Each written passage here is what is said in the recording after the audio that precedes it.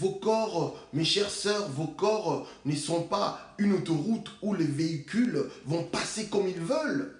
Non, mes chères sœurs, non. Lisons 1 Corinthiens, chapitre 6, verset 15. Nous allons descendre jusqu'au verset 20. 1 Corinthiens, chapitre 6, verset 15 à 20. Lisons la parole de notre Dieu d'amour, au nom puissant et glorieux de Jésus-Christ. Écoutez. Ne savez-vous pas que vos corps sont de membres de Christ? C'est une question qu'on pose. Écoutez, ça c'est l'apôtre Paul qui pose la question. Ne savez-vous pas que vos corps sont de membres de Christ? Prendrai-je donc le membre de Christ pour en faire le membre d'une prostituée? Est-ce que vous écoutez ça, mes sœurs? Est-ce que vous écoutez ça, mes sœurs?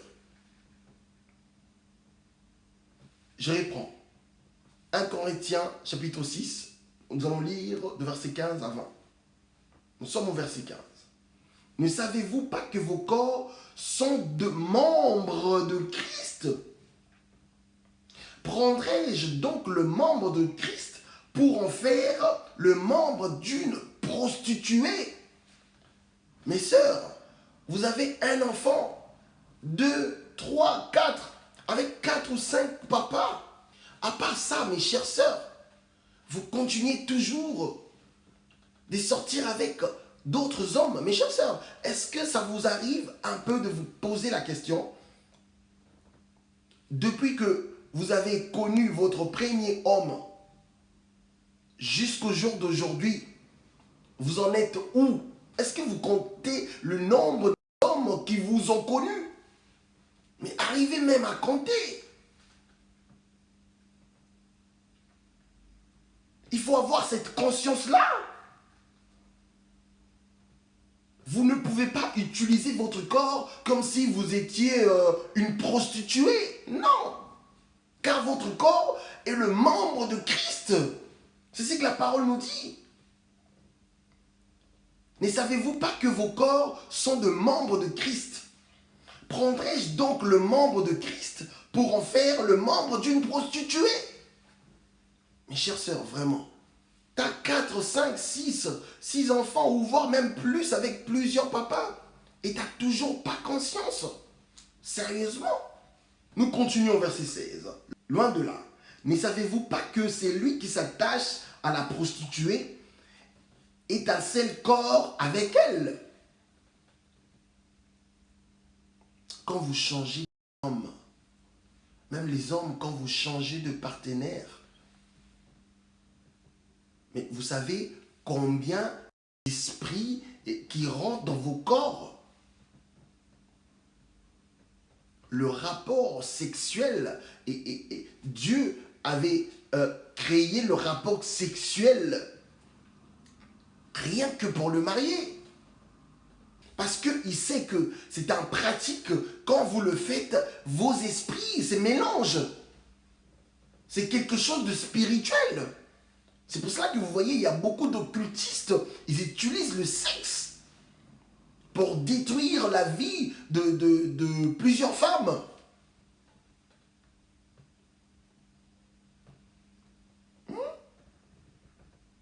Nous continuons. Mais celui qui s'attache au Seigneur est avec lui un seul esprit. Vous voyez ce que je venais de vous dire. Quand vous faites des rapports sexuels avec plusieurs partenaires, vos esprits se mélangent. Depuis que vous avez connu votre premier homme, vous en êtes où? Est-ce que vous avez compté déjà le nombre d'hommes qui ont connu votre corps? Écoutez le verset 17. Mais c'est lui qui s'attache au Seigneur est avec lui un seul chair. Raison pour laquelle Dieu avait utilisé Marie, parce que Marie, elle était vierge. C'est sacré, ça. C'est quelque chose de sacré. Si vous lisez la parole, les Écritures, vous allez voir, il y a plusieurs femmes qui ont fait de bonnes choses dans la parole de Dieu, mais elles étaient toutes vierges. C'est sacré, ça. C'est quelque chose de sacré. Mais c'est quoi la chose que le Christ a fait? Même si on vous a connu avant le mariage, le Christ était mort pour tout le monde. Le Christ était mort pour tout le monde. C'est lui qui va croire en lui, qu'il est le Messie, le Seigneur et le Sauveur de l'humanité. C'est lui qui va croire en lui, c'est celui-là qui sera sauvé. Raison pour laquelle le Seigneur avait donné le parabole, avait donné l'exemple de 10 vierges. Pourquoi? Parce que la virginité, elle est sacrée. C'est quelque chose de sacré, on ne joue pas avec. Quand le Seigneur avait donné le parabole de 10 vierges, l'exemple de 10 vierges, c'est nous le vierge, nous les élus de Dieu. Nous sommes sacrés. Mais mes sœurs, ne jouez pas avec vos corps. La virginité, c'est quelque chose de sacré, mes sœurs. On ne joue pas avec. Et au jour d'aujourd'hui, pour trouver de vierges, c'est pas facile du tout. C'est pour ça que je dis aux mamans, aux jeunes mamans, je m'adresse aux jeunes mamans. Si vous avez de filles, même le garçon, mais je m'adresse d'abord aux filles. Les enfants en général, mais les filles, je m'adresse aux filles. Apprenez-les la parole de Dieu. Partagez avec vos enfants la parole de Dieu. Car la seule chose qui va protéger vos enfants, c'est la parole de Dieu. Quand ton enfant grandit avec l'esprit de Christ en lui ou en elle, elle ne va pas faire de choses que Dieu n'aime pas. Vous imaginez quand vous apprenez la parole de Dieu au bas âge et que vous grandissez avec, ça sera comme Samuel. La virginité, c'est quelque chose de très très important. Vous comprenez, mes sœurs? Nous continuons au verset 18. Fuyez l'impudicité. Quelques autres péchés qu'un homme commette, ces péchés est hors du corps. Mais c'est lui qui se livre à l'impudicité, pêche contre son propre corps. Est-ce que vous comprenez? Quand l'apôtre Paul nous dit que c'est lui qui se livre à l'impudicité, pêche contre son propre corps. Cela veut dire quoi, mes chères sœurs? Quand vous faites le rapport sexuel, ce sont des esprits qui se mélangent en fait. Mais n'oubliez pas que vous êtes le temple de Dieu. Nous sommes le temple de Dieu. Et que l'Esprit de Dieu habite en nous. Avant, je le dis toujours, l'Esprit de Dieu n'habitait pas dans un corps humain. Avant, l'Esprit de Dieu habitait dans deux temples. Mais maintenant, le Christ a fait en sorte que l'Esprit de Dieu habite en nous. Nous avons l'Esprit de Christ. C'est pour ça que dans 2 Corinthiens, chapitre 5, verset 17, il est écrit, si quelqu'un est en Christ, vous comprenez? Cela veut dire, si l'Esprit du Christ est en toi, tu es devenu une nouvelle création ou une nouvelle créature. L'Esprit de Dieu habite en nous. Raison pour laquelle l'apôtre Paul nous a dit que c'est lui qui se livre à l'impudicité, pêche contre son propre corps. Quand tu te livres à l'impudicité, l'Esprit du Christ n'habitera plus en toi. C'est clair. C'est clair et net. Le prophète Ézéchiel voyait la gloire de Dieu sortir du temple et s'est déplacé. Il voyait la gloire de Dieu. Il voyait le reflet de Dieu sur son trône, la gloire de Dieu sur son trône s'est déplacée. Ézéchiel, Dieu a permis à Ézéchiel de voir sa gloire.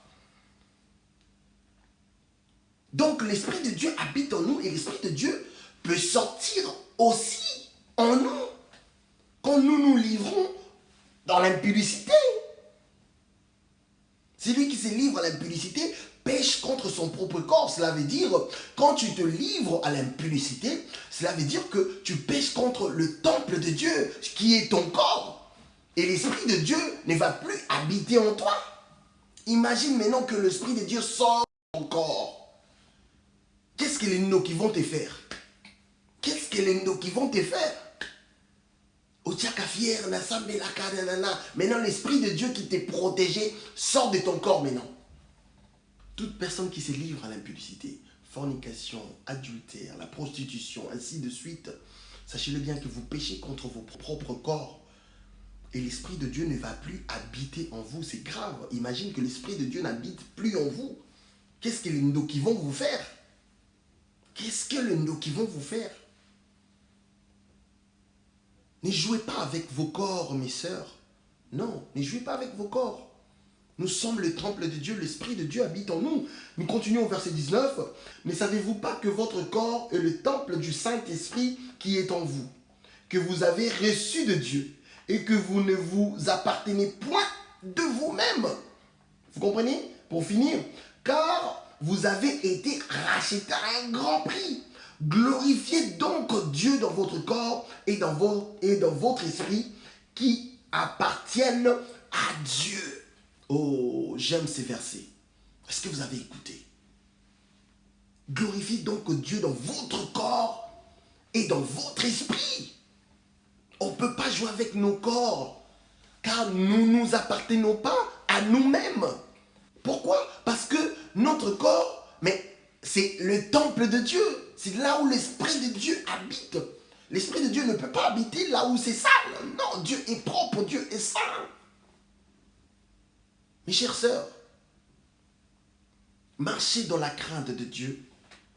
Marchez dans la crainte de Dieu. Ne livrez pas vos corps à n'importe qui. Acceptez le Christ dans vos vies. Vous qui me suivez en ce moment, si vous vivez dans le péché, répentez-vous. On ne joue pas avec Dieu. On ne se moque pas de Dieu. Répentez-vous. Parce que si il vous arrive de mourir dans le péché, mais vous serez jugé. Et toute personne qui sera jugée, vous connaissez la suite. Car ce sont que les gens, que leurs noms sont écrits dans le livre de vie de l'agneau. Ce sont ces gens-là qui vont hériter le royaume des cieux. Mes chères sœurs, mes frères, le royaume des cieux est réel. L'enfer est réel. Répentez-vous. Vous qui vivez avec 2, 3 enfants, 4 enfants, non, arrêtez ça. Si vous avez quelqu'un que vous vivez avec déjà, mais ne couchez plus ensemble, séparez-vous de chambre. Si vous habitez ensemble, séparez-vous jusqu'à ce que vous allez tout régulariser. On ne joue pas avec Dieu. On ne joue pas avec Dieu.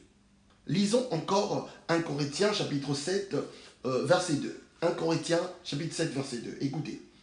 Au nom puissant et glorieux de Jésus-Christ.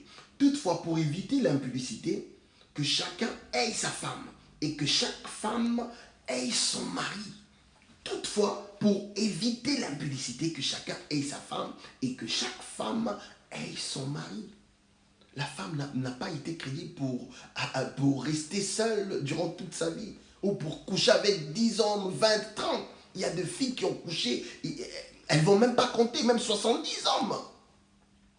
Mais imaginez à quel point que votre esprit est sale. Imaginez à quel point que votre corps est sale. En fait, la saleté que je suis en train de parler, c'est spirituel. C'est pas charnel. Ne crois pas que quand tu couches avec un homme et que tu te laves, tu deviens propre. Non. Spirituellement, mais t'es comme une folle. T'es vraiment comme une folle.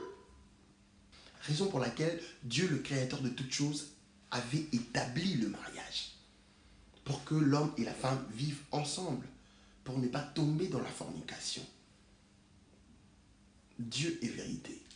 Quand il crée quelque chose, il sait pourquoi. Quand l'Éternel nous oblige à faire quelque chose, il sait pourquoi. Toutefois, pour éviter l'impudicité,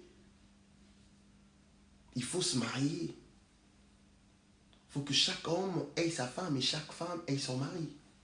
C'est la moindre des choses à faire. Ne croyez pas que vivre seul avec les enfants, c'est une vie. Non, ce n'est pas une vie. Il y a beaucoup de sœurs qui disent que, ouais, moi, c'est mes enfants d'abord, moi, c'est nanana, moi, le mariage, j'y pense pas. Ça, c'est le diable, ça. Ça, c'est le diable. Hey, et comment tu peux vivre comme ça? C'est le diable, ça. C'est le diable. Je ne vous dis pas d'aller chercher des hommes dans la rue. Non. Donne ta vie à Jésus-Christ. C'est lui qui va t'orienter. C'est l'Esprit de Christ qui va habiter en toi. C'est cet esprit-là qui va t'orienter. Et c'est Dieu lui seul, au nom puissant de Jésus-Christ, qui va t'envoyer un homme qui va t'épouser. Et si Dieu t'envoie un homme, mais vous allez jamais, jamais en aucun cas divorcer. C'est impossible. Car Dieu, quand il bénit, il donne la provision également. Seule la bénédiction de l'Éternel qui enrichit. Et ne fait suivre d'aucun chagrin.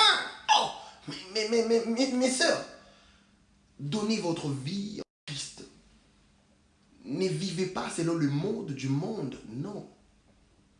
Si nous prenons l'exemple d'Abigaïl, Abigaïl, elle était une femme belle de figure, la parole nous le dit. Si vous lisez 1 Samuel chapitre 25, verset 2, et vous descendez jusqu'au verset 35, vous allez comprendre l'histoire d'Abigaïl. Abigaïl, elle était une femme belle de figure. C'était la femme d'un monsieur qu'on appelait Nabal. Et Nabal, il était riche.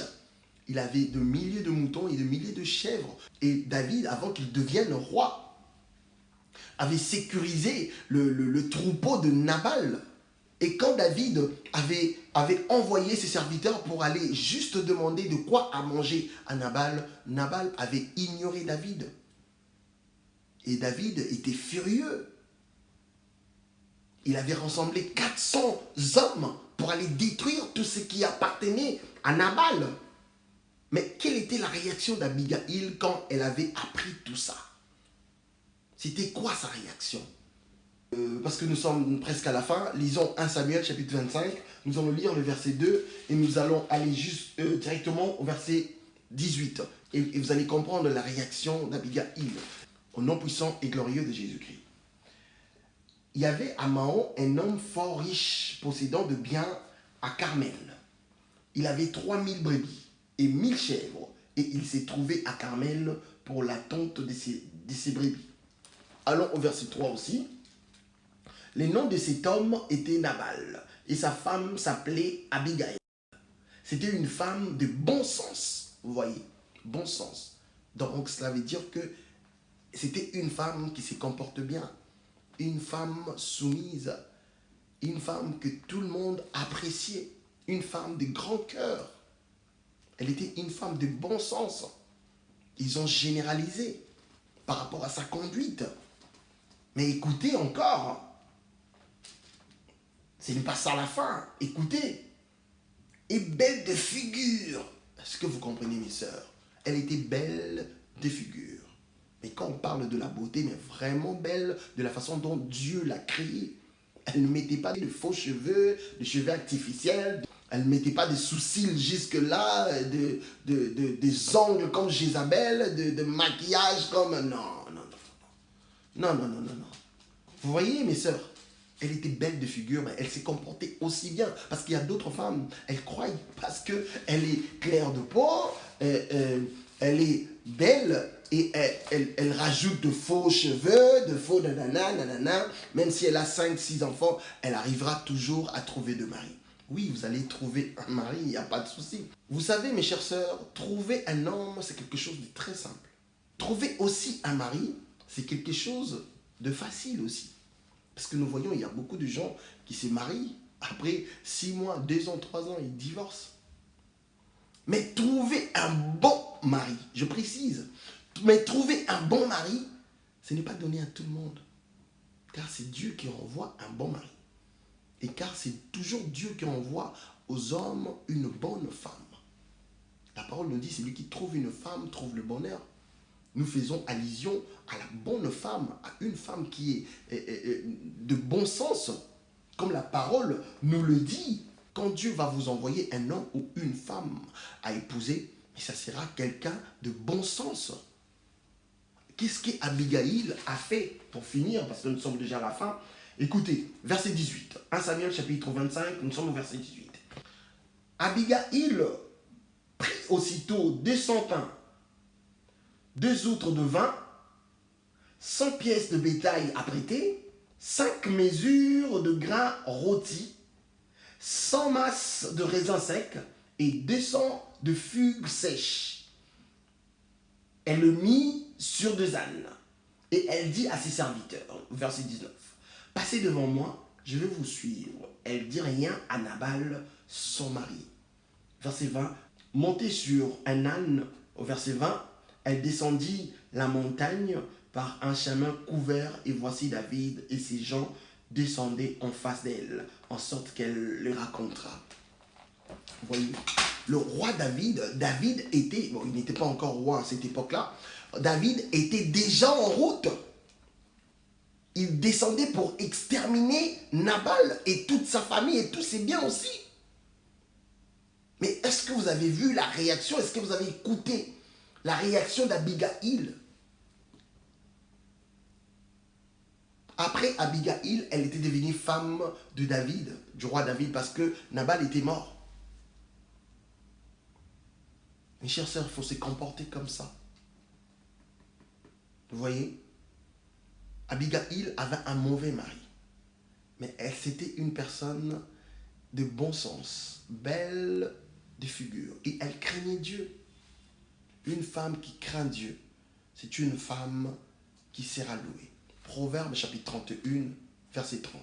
Lisons Proverbe chapitre 31, verset 30. Proverbe chapitre 31, verset 30. Écoutez, au nom puissant et glorieux de Jésus-Christ, notre Seigneur et Sauveur. La grâce est trompeuse et la beauté est vaine. La femme qui craint l'Éternel est celle qui sera louée. Est-ce que vous comprenez? La beauté est vaine. Il y a beaucoup d'exemples à suivre dans la parole de Dieu. Comme Rebecca, elle était belle de figure, la parole nous le dit. Lisons Genèse chapitre 24, verset 15 à 16. Genèse chapitre 24, verset 15 à 16. Au nom puissant et glorieux de Jésus-Christ. Écoutez. Il n'avait pas encore fini de parler que sortit sa cruche sur l'épaule Rebecca, née de Bethuel, fils de Milca, fils de Nacor, frère d'Abraham. Excusez-moi. C'était une jeune fille très belle des figures. Vous voyez, toujours de belles femmes.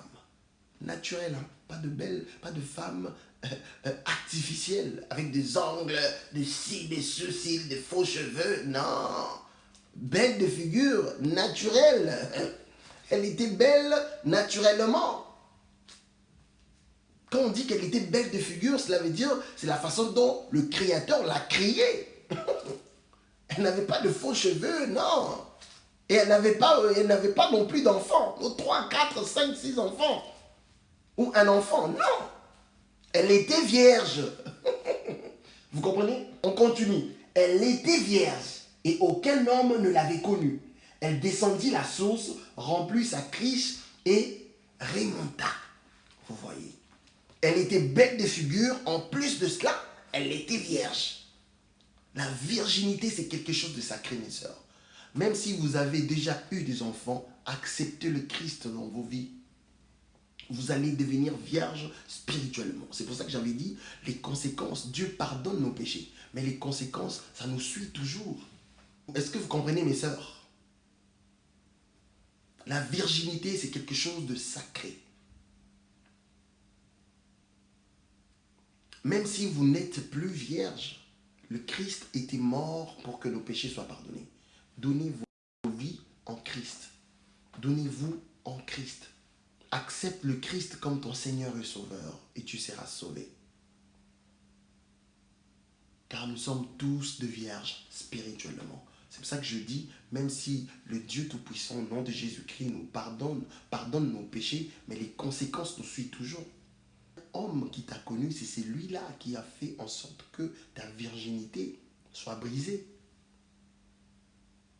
Et ne crois pas que parce que tu as reçu l'Esprit du Christ en toi, redevenir vierge. Non. Non, tu vas rester comme ça. Ça s'appelle conséquences en fait qui nous suivent derrière quand nous commettons des choses que Dieu n'aime pas. Voilà, c'est clair. Si vous avez de filles, apprenez à vos enfants la parole de Dieu. Que vos enfants grandissent avec cette parole. Si nous lisons Éphésiens chapitre 6, verset 4, il est écrit, écoutez, au nom puissant de Jésus-Christ, et vous, pères, n'héritez pas vos enfants, mais élevez-les en les corrigeant et en les instruisant selon le Seigneur. Vous comprenez, mes chères sœurs? Apprenez à vos enfants la parole de notre Dieu d'amour. Et quand vos enfants vont grandir, ils vont grandir avec. Ils vont grandir avec. Une mère qui se sépare tout le temps avec des hommes, sa fille aussi va imiter la même chose. Un papa qui change de femme, n'importe comment, son fils fera aussi la même chose. Mais un papa qui marche dans la crainte de Dieu, mais son fils suivra aussi la même chose. Une maman qui marche dans la crainte de Dieu, sa fille, ça sera pareil. Disons, 1 Thessaloniciens, pour finir, 1 Thessaloniciens, 1 Thessaloniciens chapitre 4, verset 3 jusqu'à 5, au nom puissant et glorieux de Jésus-Christ. Écoutez, ce que Dieu veut, c'est votre sanctification, c'est que vous vous absteniez de l'impudicité. C'est que chacun de vous sache posséder son corps dans la sainteté et l'honnêteté, sans vous livrer à une convoitise passionnée, comme font les païens qui ne connaissent pas Dieu. Il ne faut pas faire de choses comme de païens. Nous sommes la lumière du monde, nous sommes des exemples. Exemples aux gens qui sont dans les ténèbres. Nous avons l'obligation de donner la lumière aux gens qui sont dans les ténèbres. Vous comprenez? La virginité, c'est quelque chose de sacré. Mais si vous avez déjà connu des hommes, ou si vous avez déjà connu un homme, mes chères sœurs, donne ta vie à Jésus-Christ. C'est lui la seule issue. Marche dans la crainte de Dieu. Sépare-toi avec les gens qui marchent selon le monde. Prêchez-le la parole. Mais ne te promène pas, ne traîne pas avec le jeune femme, le jeune maman, qui sont toujours dans des ngandas, dans des trucs. Mais non. Non. Répentez-vous, mes sœurs. Ne vivez pas selon le mode du monde. Dieu n'a pas créé la femme pour qu'elle vive seule. Dieu n'a pas créé l'homme pour que l'homme vive seul. Non. Non. Répentez-vous. Pourquoi Joseph n'avait pas voulu prendre Marie en mariage? Juste parce qu'elle était enceinte. Et pour Joseph, il pensait que Marie avait eu de relations sexuelles avec un autre homme. Voilà. À cette époque-là, une femme ne peut connaître un homme sans être mariée. Lisez Matthieu chapitre 1, verset 18 à 25, vous allez comprendre. Joseph n'avait pas voulu prendre Marie en mariage. Pourquoi? Parce que Marie était enceinte. Et lui, il croyait que Marie avait connu un autre homme. Or que non, c'était le Saint-Esprit. Et quand l'ange est venu pour lui expliquer c'était quoi la procédure, c'est à ce moment-là qu'il avait compris. Et il était resté avec sa femme jusqu'à ce que la femme avait accouché. Mais ils n'ont pas eu le rapport sexuel. On ne joue pas avec le rapport sexuel. C'est sacré. Le rapport sexuel est réservé qu'aux mariés. Répentez-vous, mes sœurs. Marchez dans la crainte de Dieu. Ne vivez pas selon le mode du monde. Ne mets pas dans ta tête que la façon dont tu vis avec tes 4, 5, 6 enfants, tu es toute seule, c'est normal. Non, dis-toi que ce n'est pas normal. Car Dieu a créé l'homme pour que l'homme vive avec la femme. C'est comme ça. Et la femme également. Soyez bénis au nom puissant et glorieux de Jésus-Christ. Que Dieu vous protège. Que la grâce et la puissance de Dieu soient avec vous au nom puissant de Jésus-Christ. Répentez-vous, mes sœurs. Comportez-vous bien. Il ne faut pas être impoli. Soyez une femme soumise. La femme qui a l'esprit du Christ en elle, elle est soumise, humble. Elle demande pardon même aux choses qu'elle n'a pas faites. Que Dieu vous bénisse au nom puissant de Jésus-Christ. Amen.